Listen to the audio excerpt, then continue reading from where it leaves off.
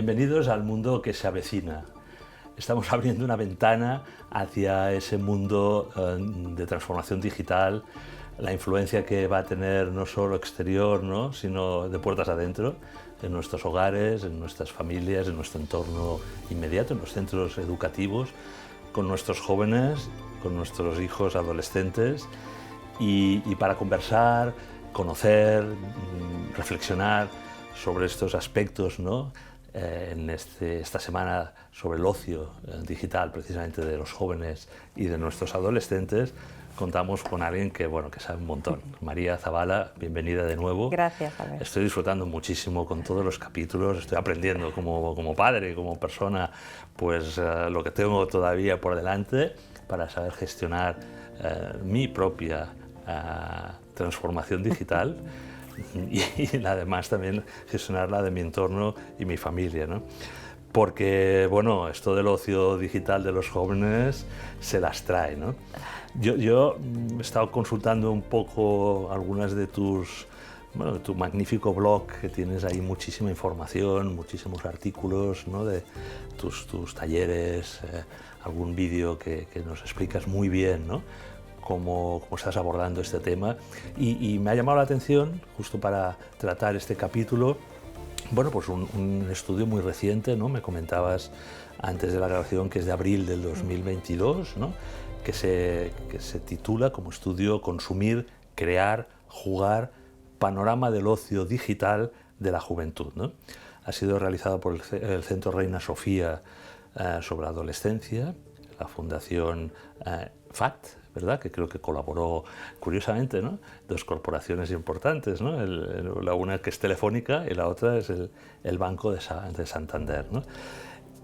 No sé a qué resultados llega este estudio, si nos puedes hacer un poco, pues primero un resumen del diagnóstico y hacia dónde va ese ocio de nuestros jóvenes y adolescentes. Mira, yo creo que lo interesante de este estudio es que más que ser un estudio que quisiera hacer un diagnóstico, quería hacer una radiografía sin juicio clínico posterior, ¿no?, que yo creo que es una cosa que también está bien, porque deja que seamos los demás los que emitamos nuestra propia opinión sobre lo que estamos viendo, ¿no? En esta radiografía lo que se nos dice en el fondo es un poco como conclusión general una obviedad, y es que nuestros hijos, para lo que más utilizan la tecnología es para entretenerse.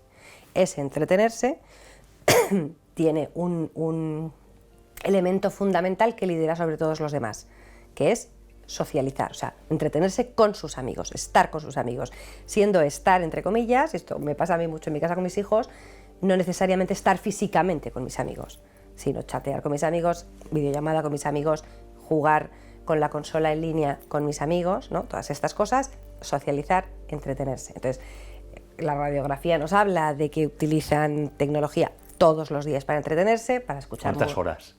Pues depende, pero con medias que, sí, como media. que pueden llegar entre las 4 y las 7 horas, pero porque se está incluyendo en muchos casos cosas que no son estrictamente ocio, ¿no? Y porque a lo mejor están incluyendo la hora de ir en el autobús escuchando música con Spotify, por ejemplo, y unos auriculares, la hora de chatear con los amigos en una app de mensajería, la hora de ver una serie, la hora de jugar con la consola o estar consultando las redes sociales, ¿no? Entonces, efectivamente, se hace un cómputo de horas que realmente al ojo adulto tú dices, pero ¿cómo puede ser? Son muchísimas horas, ¿cuántas les quedan si también has quitado el colegio, ¿no? Entonces, la radiografía emite un poco esta valoración. Nuestros hijos claramente están mucho tiempo delante de las pantallas y mayoritariamente ese uso tiene que ver con entretenerse. Entonces, a partir de ahí, pues trata de hacer una diferenciación respecto a cuántos se entretienen solo mirando y cuántos además hacen, ¿no? O sea, cuántos son creadores de contenido, bien porque crean contenido audiovisual, porque crean contenido escrito, porque mantienen algún tipo de perfil digital abierto que implica creatividad, pues bien porque son youtuber, instagramer, tiktoker, influencer, lo que sea, ¿no?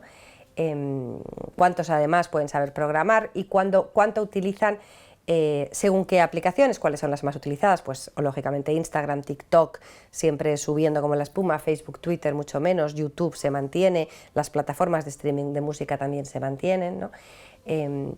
Y para mí una de las cosas más interesantes de este estudio es que refleja que hay cosas que a ellos mismos no les gustan, tanto sobre su propia convivencia, como a veces les cuesta desconectar, como no siempre, reconocen que no siempre tienen los mejores hábitos, bien porque descansan peor, porque tienen el móvil cerca o porque son conscientes de que lo primero que hacen al levantarse es ir a ver si tiene algún mensaje, o porque están demasiado pendientes de los mensajes o de las notificaciones, y también porque son plenamente conscientes de cosas que ven en ese entorno digital al que van a entretenerse que no les gustan.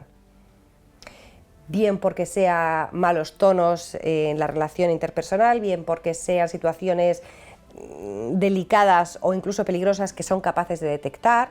Entonces, en este sentido, me parece bien porque no es solo una mirada de adultos sobre lo que hacen nuestros hijos para entretenerse en el mundo digital, sino que también se les pide una opinión sobre lo bueno y lo malo, porque se les pregunta lo bueno y lo malo. Y lo bueno es, ¿qué pasa? Que es muy contradictorio. Hay veces que el mundo digital les sirve para sentirse más acompañados, más valorados y mejor, y hay veces que el mundo digital les hace sentirse peor. Y es la isla. Claro, también, entonces, ¿o no? claro, entonces, Sí. ¿pero por qué pasa esto? Pues porque las personas no somos iguales todos los días de la semana, Sí. y ni pasamos por las mismas circunstancias. Entonces, en función de cómo estés, lo que veas, lo que hagas, lo que otros digan, el resultado es diferente. Entonces, para mí una conclusión importantísima es sí, recurren a la tecnología constantemente para entretenerse, siendo la socialización el elemento fundamental, y esto les sienta o les hace tanto bien como a veces regular o incluso mal. Y la mayor diferencia en cómo puedan ellos gestionar lo malo, especialmente, es que sepan identificarlo, sin que parezca que es que no hay nada que puedan hacer, sino que tienen a alguien a quien recurrir o que pueden hacer algo al respecto. Creo que esto es fundamental. Pero María, se me ocurre el tema, no sé, recurrente, ¿no? de la pornografía, ¿no? Que creo que ha habido, yo no soy un experto por supuesto, pero creo que ha habido una evolución. O sea, claramente lo que era pornografía en nuestra época, pues sabíamos identificar, ¿no? lo que se estaba, digamos, divulgando, publicando, etcétera, ¿no? Pero no sé si hay ahora una sensación, incluso en el confinamiento dicen que ha aumentado, ¿no? Ese tipo de exposición casi no profesional, ¿no? Pero que ha habido una expansión de actitudes no pudorosas, ¿no? De muchos jóvenes que, bueno, ya no es un tema de compartir entre amigos, sino que casi hacen como pues una profesión, ¿no? Claro, y que por tanto a lo mejor nosotros ni se nos ocurriría, ¿no? que alguien de nuestro entorno pues está produciendo en su casa, ¿no? pornografía, y en cambio pues los estudios dicen que ha aumentado muchísimo esta manera de autoexposición del ámbito sexual, ¿no? Y que además hay negocio. Sí, ¿sabes lo que pasa? Que este tema de los contenidos pornográficos es un universo muy grande. Es un universo muy grande con muchos matices, ¿no? Primero por la diferenciación en cuanto al contenido en sí, si es pornográfico, si es erótico, si es ficción o no, y por lo tanto en función de lo que sea si infringe o no infringe la ley. Por otra parte, el plano personal, yo consumo ese contenido y ¿qué pasa? ¿Quién soy y qué pasa? ¿Tengo 50 años o tengo 15? Sé que es ficción o sé que no es ficción y eso tiene un resultado determinado. Influye mucho también cómo lo interpretemos. Para unas familias esto es una gran preocupación, para otras familias esto no es más preocupante que otros aspectos que a lo mejor ya les están afectando y por lo tanto tienen que elegir sus batallas. Efectivamente está el tema del negocio. Y luego efectivamente está también el tema de la hipersexualización de la infancia, que no es solamente en el mundo digital, sino también en la publicidad, y está el tema de muchos contenidos de la parrilla televisiva en prime time que tienen todo que ver con el escote más pronunciado llega más lejos, el comportamiento más vulgar o más provocativo llegaba más lejos, y cuanto más vendas tu intimidad, más ganas. Todo esto forma parte del mismo paquete. Y es muy difícil quitarle el envoltorio sin meterlo todo en el mismo paquete, ¿no? Las redes sociales, que son muy incoherentes en cuanto a la censura de contenidos y que tienen a sus curadores, tanto máquinas como humanos, gestionando qué aparece en las redes sociales, ¿no? Las redes sociales mayoritarias han aprendido, aunque no son perfectas todavía, a ir gestionando que haya contenidos demasiado explícitos que no estén fácilmente accesibles, pero Internet es muy grande, ¿no? Entonces, donde para unas cosas nos preocupa TikTok o nos preocupa Instagram por esa sobreexposición o por ese postureo o esas falsas noticias, ¿no? Pues quizás deberían preocuparnos otras plataformas de pago, como dices tú, en la que efectivamente hay adultos y menores de edad subiendo contenido y cobrando porque otros consuman esos contenidos más o menos provocativos o explícitos. Esto tiene mucho que ver con los valores de cada familia y tiene mucho que ver con algo que va mucho más allá y que es muy difícil parar, que es la sociedad en su ritmo de qué vende, ¿no? Y el éxito fácil y la provocación de momento sigue vendiendo más que lo contrario, ¿no? Yo sé que hay entidades como la Asociación Dale una Vuelta que hacen que desarrollan muchísimas iniciativas en este sentido para formar e informar a las familias y que luego en función cada uno de lo que estime importante sepa gestionarlo. Lo que sí que es cierto es que darles a nuestros hijos una autonomía digital enorme nunca va a ser bueno porque no están preparados para gestionar todo lo que se puedan encontrar. La curiosidad por la sexualidad en la preadolescencia y en la adolescencia es natural y es normal, pero hay que gestionarla poco a poco. Y el gran problema que yo veo y que destacan expertos de todo tipo, pues desde Ana Plans, a la que admiro mucho, pero muchos más, nos preocupa mucho este tema, pero nos cuesta mucho hablar de sexualidad en casa. Y francamente es muy difícil que nuestros hijos entiendan los límites o las fronteras entre los distintos aspectos del amor, las relaciones, el placer físico, la sexualidad, si no se lo explicamos en casa. Y esto se va a acentuar tal vez con el entorno virtual del metaverso, ¿no? y con esa duplicidad de personalidad que va a suponer, dicen, ¿no? El avatar, ¿no?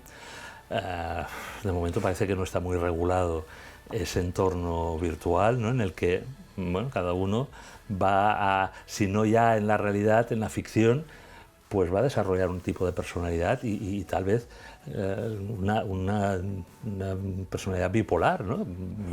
Vamos a llegar a estos extremos. Comentábamos también, María, van a tener mucho trabajo los psicólogos y psiquiatras en esa división entre yo soy Albert en la vida real, pero en los avatares del metaverso puedo desarrollar puedo incluso romper las normas, ¿no? Ahora que comentábamos el tema de la pornografía, ¿no? Y desarrollar pues, una personalidad o en el crimen o en distintos temas, ¿no?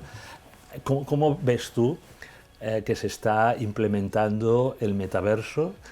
¿Deberíamos hacer algo? Bueno, como padres no lo sé, pero los que están de alguna manera trabajando en ello, los legisladores tendrían que estar pendientes de qué va a pasar con esos comportamientos.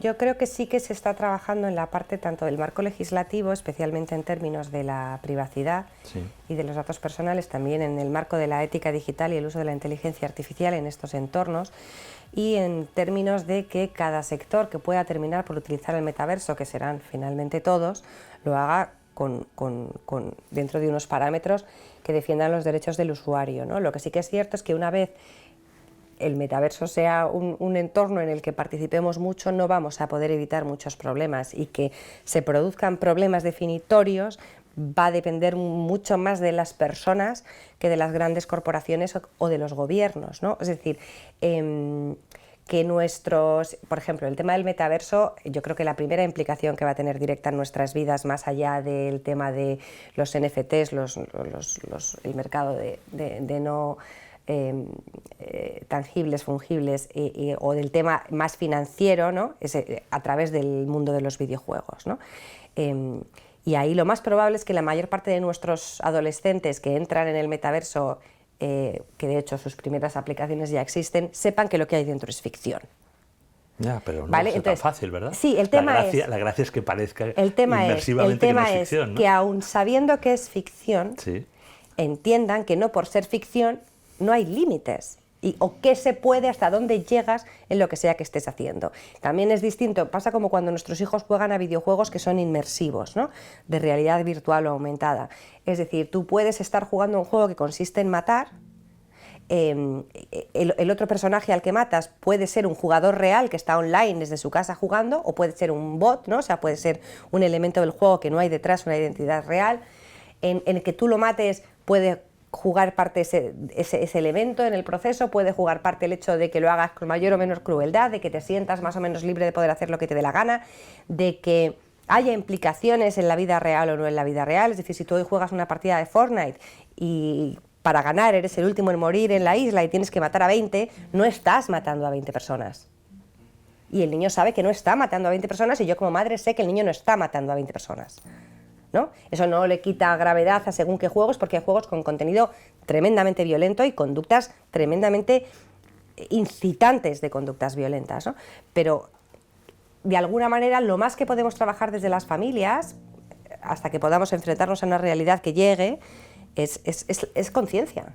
Y es saber a qué videojuegos están jugando nuestros hijos, ¿no? No es lo mismo un videojuego que otro, no es lo mismo una edad que otra, y no es lo mismo un niño que otro. Y no es lo mismo jugar en una consola conectada a la televisión en medio del salón, que tú lo ves todo, que una consola portátil, el niño metido en su cuarto y tú no te enteras de nada. No es lo mismo que juegue online a que juegue sin conexión con nadie. No es lo mismo que el juego tenga dos rombos o no rombos, ¿no? El equivalente en PEGI o RGSB que tienen los videojuegos para recomendación de edades. No es lo mismo que haya un control parental de manera que la consola se apague a la hora de jugar, no lo sé. Sí, sí. Coincidí en Cali, en la Universidad de Cali, debe hacer ya 3 o 4 años, en un seminario que hablábamos de la gobernanza de la posthumanidad, ¿no? O sea, cómo vamos a gobernar, ¿no?, ese estadio de transhumanismo, de transhumanización hacia la posthumanidad, ¿no? Y la doctora Chavarría presentó un estudio de su equipo, ¿no?, en la universidad sobre qué aspectos en general, ¿no?, generalizaba bastante, pero qué aspectos estaban detrás de muchos de los videojuegos que nuestros hijos pues, puedan acabar pues, participando, ¿no? Aparte del tema de la adicción, de la confusión entre lo real y ficticio que tú ya has apuntado, ¿no?, el componente de que enganche, lógicamente, sí, está ahí, ¿no? Y están hechos para que enganchen, ¿no? Pero a ella no le preocupaba tanto la adicción, ¿no?, sino qué marco cultural estaba produciendo en los jóvenes, ¿no?, y quién había detrás, ¿no? Ella te lo sintetizo, claro, lo afirmó rotundamente. Detrás estaba la industria del entretenimiento junto a la industria militar, en este caso norteamericana, ¿no? El estudio era allí, ¿no? Y planteó bueno, pues, unos elementos comunes en muchos de los videojuegos que estaba analizando su equipo, ¿no? El primero era que el mundo anterior había desaparecido, ¿no? Estábamos en un escenario posapocalíptico, una guerra nuclear, una epidemia que había diezmado a la población. Por tanto, la primera cosa que se está manifestando en los jóvenes es borrad el pasado, ¿no?, ni el presente, ¿no? O sea, vais a entrar en un escenario post-apocalíptico. El segundo aspecto que determinaba es estáis solos, o sea, estáis aislados, tenéis que sobrevivir. Nada de colaborar, nada de valores, digamos, de los que estamos todos preocupados en la escuela, en los padres, ¿no?, de colaboración. No, no, en esos videojuegos eres tú, jugador solitario, ¿no?, que, bueno, con violencia, básicamente, y lo recalcaba, ¿no?, casi siempre con la fuerza bruta. Por eso siempre el sector que utilizaba más estos videojuegos era masculino, ¿no? Bueno, con excepciones, pero era sobrevive, da codazos, tú has de ganar, tú eres el que tienes que sobrevivir porque el escenario posapocalíptico es adverso, total, ¿no? Y para resumir, ¿no? Y el tercer elemento era, y para ello, pues si tienes que diseñarte, y de ahí el contacto con el tema del transhumanismo y poshumanismo, ¿no?, como quieras o como puedas, es decir, si te tienes que hibridar pues con un exoesqueleto, un robot, una inteligencia artificial que te da más capacidades, más potencialidad, ¿no?, o con otra especie, ¿no?, y a lo mejor pues eres medio dragón, medio ser humano, ¿no? No te preocupes de los límites ni las fronteras biológicas, etcétera, ¿no? Y para la doctora Chavarría, estos elementos, ¿no?, iban como gotas de lluvia fina calando en la juventud y la adolescencia occidental, ¿no? ¿Tú esto lo ves así o es un estudio pues, bueno, que se preocupa de este tema pero que no es general? Bueno, es que claro, general al final para mí son pocas cosas, nos empeñamos en que sean muchas las cosas con las que podemos generalizar. El estudio en concreto de la doctora no lo conozco, puedo creerme, como me puede suceder con otras muchas cosas, que haya aspectos mucho más dirigidos de lo que me gustaría pensar, ¿no? Así que esto no lo dudo, hay interés y seguro que Estados Unidos está de un lado, como Japón lo puede estar en otro, y China, desde luego, ¿no? Sí. Después hablaremos de TikTok y claro, China. Lo que sí que es cierto, o sea, el tema de la adicción o del uso problemático de los videojuegos y de la inclusión del trastorno por adicción a los videojuegos que hizo la Organización Mundial de la Salud hace unos años, esto ha llevado a una generalización de las peligrosas de verdad, porque al final parece que porque un niño juegue con videojuegos se va a hacer adicto, porque sí, como si fuera una ecuación única, ¿no? Todos los videojuegos generan adicción. Esto no es así, influyen muchos más parámetros y ni siquiera la OMS dice que todos los casos de un niño jugando con videojuegos vayan a terminar en una adicción. Pero bueno, entiendo que es mucho más exitoso decir los videojuegos causan adicción, cuando en realidad lo que haces es poner en peligro una verdadera concienciación, porque se dejan de diagnosticar casos reales porque mucha gente en la que no hay un problema está preocupada como si lo hubiera, ¿no? No es lo mismo efectivamente que nuestros hijos estén jugando con videojuegos en los que hay violencia, consiste en matar, o hay un trato vejatorio, por ejemplo, a las mujeres o a otros colectivos, etcétera, a que estemos hablando, por ejemplo, de juegos como Animal Crossing o Minecraft, que son juegos que pueden estar dirigidos a chavales o a chicas, aunque realmente este es un mundo mucho más de chicos todavía, nos guste o no, y que consisten en otro tipo de cosas, y ahí no podemos hablar de violencia, ni de un discurso comprado, podemos hablar de otras cosas. Entonces creo que lo principal que podemos hacer las familias es elegir los videojuegos a los que juegan nuestros hijos. Y cuando hay mucha presión social y todos nos piden jugar al Fortnite y nosotros no sabemos si dejarles o no porque nos han dicho en las noticias que es adictivo y que es la heroína del siglo XXI, informarnos de verdad sobre en qué consiste Fortnite. Porque antes de que Fortnite fuera el rey de los videojuegos, hasta hace a lo mejor año y medio que ha empezado a perder popularidad, a lo mejor el más popular era el GTA, que para mí era un videojuego con contenidos mucho más perjudiciales para según qué cabezas infantiles o adolescentes, ¿no? Entonces, informarnos un poco mejor, y lo que sí que me gusta de esta doctora que tú mencionas es que no se centre solo en la adicción y que además trate de divulgar el hecho de que en todo producto analógico o digital que consumimos, como hay una empresa detrás, hay unos intereses creados. Sí, y en nosotros, este caso, no solo una empresa, sino los gobiernos, ¿no? Es decir, que en este caso haya pues ese interés, ¿no?, de los gobiernos occidentales por crear un prototipo, ¿no?, de joven, ¿no? Pues como muy individualista, como muy de supervivencia, como decíamos antes, y sin ningún problema ético ni moral a un diseño, digamos, de todo tipo, ¿no?, morfológico, de su naturaleza humana, pues era uno. Pero como nos queda un poco de tiempo y no quería abandonar el tema del TikTok y China, ¿no?, porque claro, siempre estamos pensando en TikTok, el postureo, pero nos están diciendo, ¿no?, en esta idea que no solo las empresas y corporaciones, sino incluso los servicios de inteligencia, la industria militar o, en este caso también, ¿no?, un gobierno como el chino, pues pueda utilizar algo que nos parece inocuo y que a lo mejor lo único que nos debe importar es que nuestra hija o nuestro hijo no hagan postureo, cuando realmente lo que están haciendo desde un ámbito casi geoestratégico, ¿no?, y por eso creo que está en cuestión el tema de TikTok, sea un arma, digamos, de destrucción masiva, ¿no?, que ni se nos hubiese ocurrido, como puede ser pues espiarnos, ¿no?, espiar Occidente, ciudadanos, sus comportamientos, condicionarnos, o incluso cuando hay un personaje de relevancia, pues extorsionarle, ¿no?, o hacer algún tipo de tal. Sí, ¿no? yo creo que eso es un elemento fundamental a tener en cuenta. Y fíjate que aparte de que tenemos que pensar en qué entornos digitales nos movemos todos y dejamos a nuestros hijos que se muevan, de esa casuística y del hecho de a quién pertenece TikTok, que es a una empresa china, quizás para mí los empresa pública, supongo. Sí, ¿no? bueno, detrás está el gobierno. Realmente no, pero como es China, es una empresa privada, pero en fin, al final es lo que es, ¿no? Pero bueno, quizás lo que yo más tiendo a pensar cuando pienso en TikTok, más allá de esta posibilidad de espionaje y tal, es, por una parte, en la parte más inmediata, qué suerte tenemos de vivir en un país que no es perfecto en términos de privacidad y que no es perfecto en términos de derecho digital y que no es perfecto en términos de lucha contra el grooming, el sexting, el ciberacoso o la problemática que sea. Tenemos unos derechos digitales que tratan de velarse y que una empresa digital española tiene que responder ante ellos, ¿no? Cuando usamos TikTok no estamos usando una empresa española, sino china.